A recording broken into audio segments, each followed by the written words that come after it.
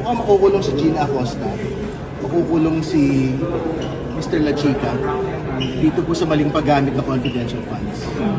Pero alam po ninyo, mga ordinaryong kawani lang po ito. Kailangan po nating tiyaking makulong at matanggal sa pwesto yung pong pangalawang Pangulong Sara Duterte. Kasi very clear, the original sin for all of these things has been yung pong pag-utos ng pangalawang Pangulo na sabihin kay Gina Acosta, ibigay ito kay Mr. La Chica. May mga dalawang importanteng mga detalye din po ngayong araw na ito.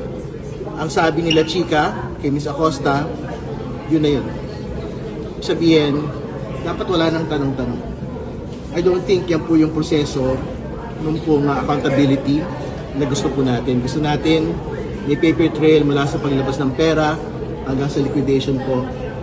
Dito po mga detalye po dito. Kaya nga, malinaw po yung sinasabi natin nung nakaraan eh.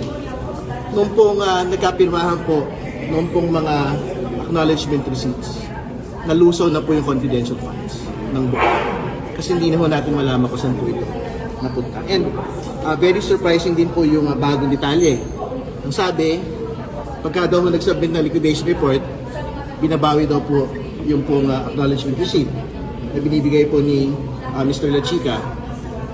Very surprising po ito, and I think very irregular po ito kasi ang totoo naman po, yung acknowledgement receipts kasama ho dapat yun sa documentation eh.